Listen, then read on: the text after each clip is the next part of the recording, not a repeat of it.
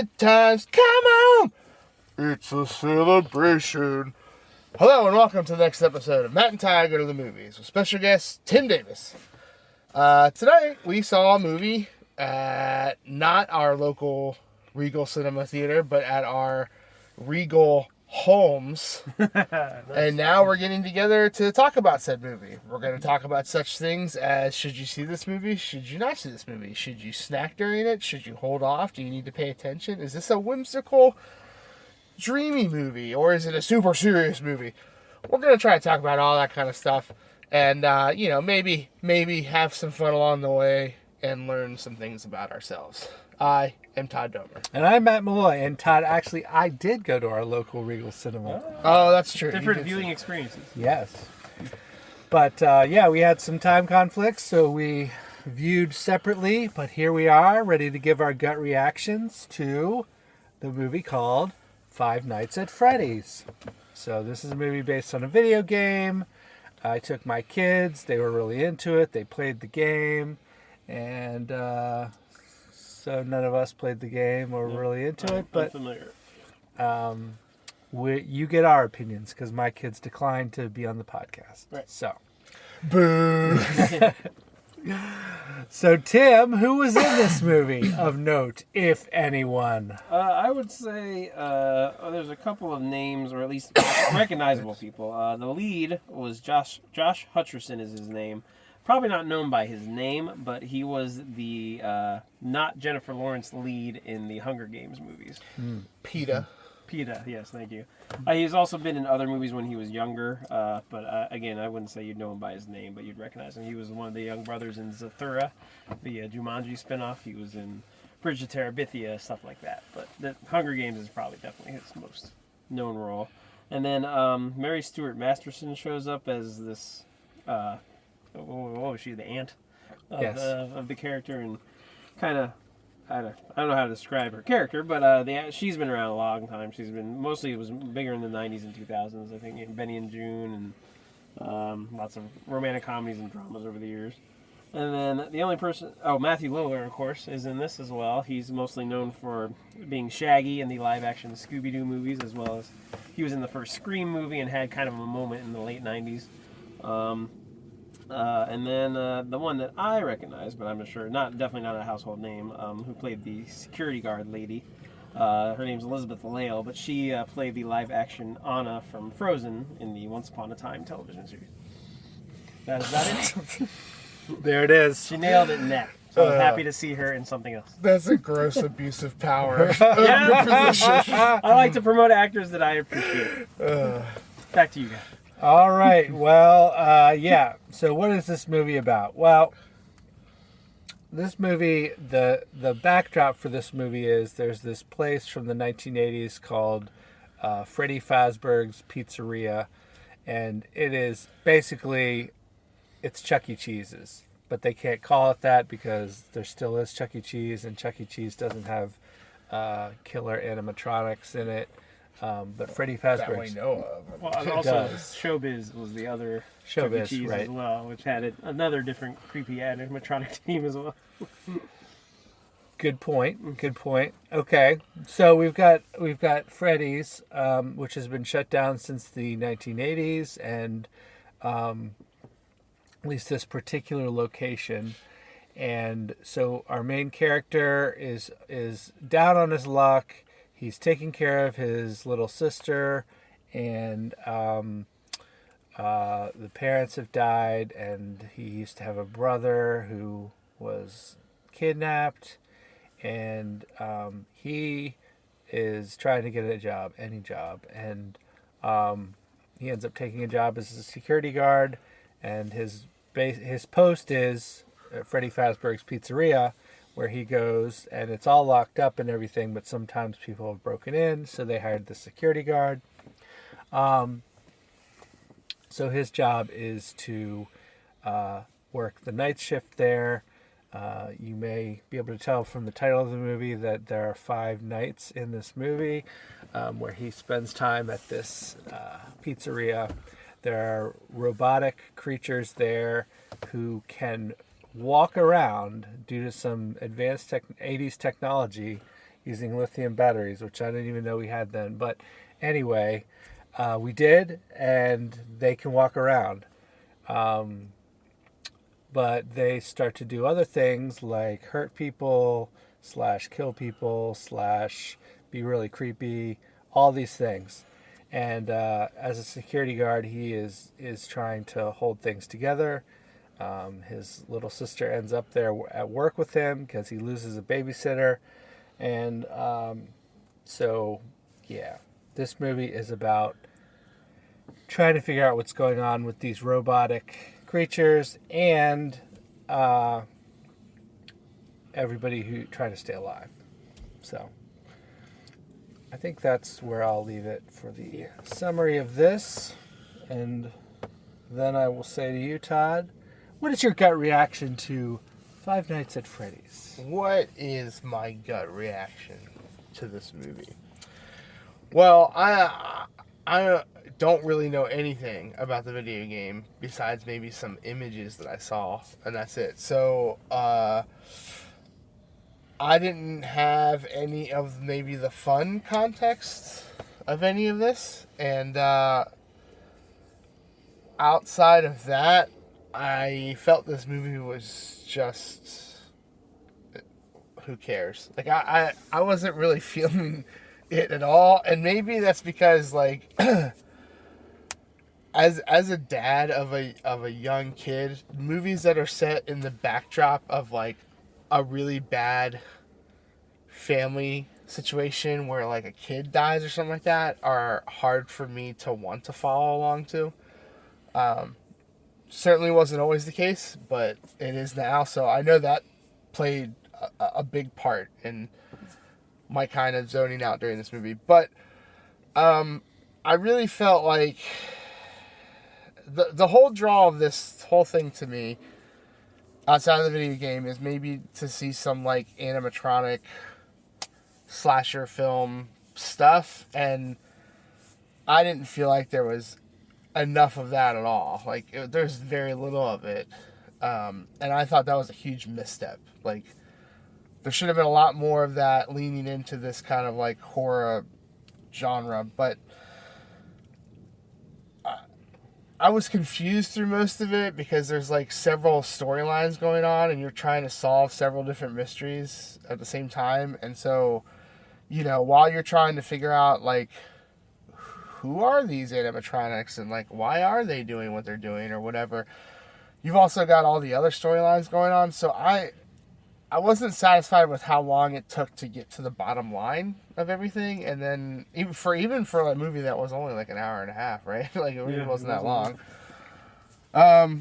This movie just wasn't for me. I didn't care about the game. I really thought I wasn't going to care about the movie, and that's kind of where I'm at. Like, no one's performance really blew me away or anything like that. Like, I thought the script was like bad, and yeah, I don't know if I'd recommend this movie. I mean, the only context I think that I could recommend this movie would be if you played the game and you're going to get all the stuff that they went for. I'm sure there's a ton of this movie that I just don't know because of lack of experience with the game. But you can't assume your whole audience knows everything about your product. You got to fill in the gaps or do something. That's where they fell massively short, in my opinion. So I'm going to let it finish up there. So, TM? Yeah, so like you, Todd, I had real no context to this movie going in. I mean, I'd heard of it, and but I'd never played the game. Yeah, but I sat there and thought, okay, it looks like the concept is a broken down Chuck E. Cheese, and the characters come to life in an evil way. And I'm like, there's definite potential there in a scary movie. Potential was left unrealized, I would say. I've got to imagine the game is more fun when you're the security guard trying to figure all this out. But watching this character, who, by the way, I thought was completely unlikable and almost irredeemable, and as the movie went along, you did not identify him. At least I didn't. Yeah. All they did was they tried to make this ant character even more over the top nasty, and to me, she felt almost out of place from a different movie, because she was almost cartoonishly evil compared to like they tried to at least ground his down on his luck stuff in real tragedy and trauma, which was I'd say not even a subtle theme in the movie. The theme was completely about trauma this whole movie, and that also made it very depressing to watch and depressing to follow. And I don't know if this is supposed to be for kids who played this game. There's a lot of heavy themes in this that are not for kids, and I just don't. It wasn't fun. It wasn't like wink wink or anything. It took itself very seriously, and I don't know what it was trying to do, because it wasn't scary, it wasn't gory, it wasn't. It just, to me, it was a dud, a complete dud, and I regret watching it. I think you might have been indifferent. I'd say the word for you, Todd, but I actively disliked it, and I don't get who the appeal is, and I'm flabbergasted it made so much money, and that's getting repeat viewings too. So I'm just kind of left. I'll admit too that it's probably not for me. I'm not the target audience, but I wouldn't want to show my kids this. And I would. Anybody who says, "Hey, how was it?" I've been telling them how awful it is, and I'm telling this audience now, don't go see it. It's a waste of your time. You heard it here, folks. Don't go see it. Well, I have to agree with you guys that this movie is not for us. And this movie is for people who are in their late teens who played this game and are very up on internet streamers and very into the lore of Five Nights at Freddy's. Fortunately, I went with two such people to the movies, and so for me, that made the movie more enjoyable, because when a famous YouTuber or streamer came on screen in a cameo role, which happened several times, my kids went crazy. And other people in the theater also went crazy who were of their age. I'll admit, because of my nephew, I knew one of them. Yeah. He was the cab driver. Yeah. Yep. But even then, I just felt like he also felt like from a different movie because he played it cartoonishly. Right. Yeah. Yeah, all that was way over my head. Yeah. I I knew who had the no cab idea driver was. That was the only one. Of course. The other guy was. There's a few, but the other notable guy was the waiter in the diner at one point. Okay. He has a YouTube channel about game theories. Got it. Okay. And he has a famous tagline. It's a theory. And he worked A in there. game theory. Okay. And he worked that in. Okay. So Good for him. But anyway, so I largely agree with all of what you both said, and I didn't think the movie was great, but it was okay to me. It was sort of fun to me because I was there with my kids and they were really into it. And, all the reveals of different names of people and people popping in and popping out, and who they were in the lore of Five Nights at Freddy's, they were really into it. So for me, that was the fun part. That was the enjoyable part. Not the movie. The movie was not enjoyable, but experiencing the movie with the target audience. With the target audience, with people who were into it, who were enjoying the movie, was fun. So if you have one of those people, or you are one of those people, maybe you go see it. But other than that, no, I agree. It's not a very good movie. It's a below average movie, and I wouldn't bother. So Fair. that's what I'll say about that. Nice. Well, getting down to business here, how many murderous cupcakes would you give this movie? Murderous Cupcake being my favorite animatronic because of how much it didn't make sense. Because it's like, so it's like its body is its mouth, right? Like, Yeah. which makes sense for a murderous cupcake, but you're also like, you're just an animatronic that people built. So someone built that like that. Right. Like that was a mechanism that they were like, Right. this cute cupcake should be able to murder people. Yep. Yeah, obviously 0 being the worst because then you have none and it's not a party. And 5 being the best because that's a lot of murder. So, and a lot of cupcakes. Matt? Yeah. So, where am I going to land with this? My score is going to be mildly inflated because I did have an enjoyable experience. Over a strict rating of the movie, I'm rating my experience more than the movie by itself.